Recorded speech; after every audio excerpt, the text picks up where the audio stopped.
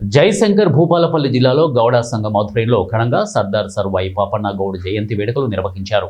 జయశంకర్ భూపాలపల్లి జిల్లాలో జిల్లా గౌడ సంఘం అధ్యక్షులు శ్రీపతి ప్రభాకర్ గౌడ్ ఆధ్వర్యంలో ముఖ్య అతిథిగా మాజీ ఎమ్మెల్యే గండ్ర వెంకటరమణారెడ్డి పాల్గొని సర్వాయి పాపన్న గౌడ్ విగ్రహానికి పూలమాలలు వేసి నివాళులు అర్పించారు. ఈ సందర్భంగా గౌడ సంఘం జిల్లా అధ్యక్షులు శ్రీపతి ప్రభాకర్ గౌడ్ అలాగే జిల్లా గ్రంథాలయ చైర్మన్ కోట రాజబాబు మాట్లాడారు. 1650 ఆగస్టు 18 రోజున వరంగల్ ఖిలాషాపూర్లో జన్మించిన సర్వాయి పాపన్న గౌడ్ తన చిన్నతనం నుండి తన చుట్టూ జరుగుతున్నటువంటి అన్యాయాలు, అక్రమాలు, దొరలు, చక్రవర్తులు, మొఘళ్ళు వారి అణచివేతను ఎదిరిస్తూ 17వ శతాబ్దంలో 350 సంవత్సరాల క్రితం మొఘల్ చక్రవర్తుల హయంలో బీసీ, ఎస్సీ, ఎస్టీ, మైనార్టీలను కలుపుకొని గెరిల్లా యుద్ధాలతో అనేక మొఘల్ సామ్రాజ్యాలను ఓడించి ఎంతోమంది బహుజనులకు విముక్తి కలిగించి గోల్కొండ కోటను, వరంగల్ కోటను గెలుచుకొని తిరుగులేని చక్రవర్తిగా పాలించారని అన్నారు.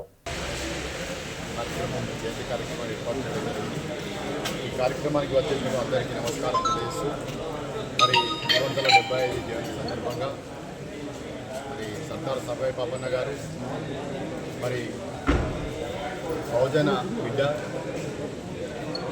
గౌడ కులంలో జన్మించి గౌడ వృత్తిని స్వీకరించి ఆనాడున్నటువంటి భూస్వామ్య వ్యవస్థ, జమీందారు వ్యవస్థ మీద తిరుగుబాటు చేసి మరి బహుజన రాజ్యాన్ని స్థాపించినటువంటి మొదటి బహుజన రాజు సర్దార్ సర్వాయి పాపన్న గారు.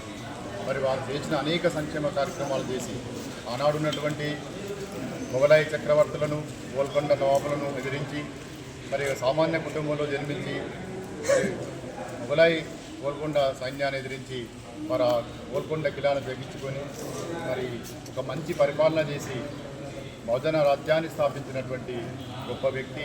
మరి వారి ఆశయాల సాధన కోసం మరి ఇవాళ రాష్ట్రంలో ఉన్నటువంటి మరి రేవంత్ రెడ్డి గారి నాయకత్వంలో ఉన్న కాంగ్రెస్ ప్రభుత్వం కూడా మరి పాపన్న ఆశయ సాధన కోసం వారి బహుజనుల సంక్షేమం కోసం ఈనాడు కాంగ్రెస్ ప్రభుత్వం మరి పనిచేస్తూనుంది. ఇవాళ బీసీలకు 42% రిజర్వేషన్ కల్పించి చేస్తూ ఉంటే మరి పెత్తందారులు చాలా ఇబ్బందికరంగా పెట్టి కులం పని చేసుకుంటూ కళ్ళదాగి కూడా డబ్బులు కూడా ఇవ్వకుండా పోయిన రోజులు ఉన్నాయి. అది చూసి సర్దార్ సర్వాయి పాపన్న అసలు ఈ పెత్తందారులను వంచాలంటే ఏం చేయాలని అప్పుడు సర్దార్ సర్వాయి పాపన్న 12 మందితో కలిసి 12,000 మందికి తీసుకొచ్చిండు.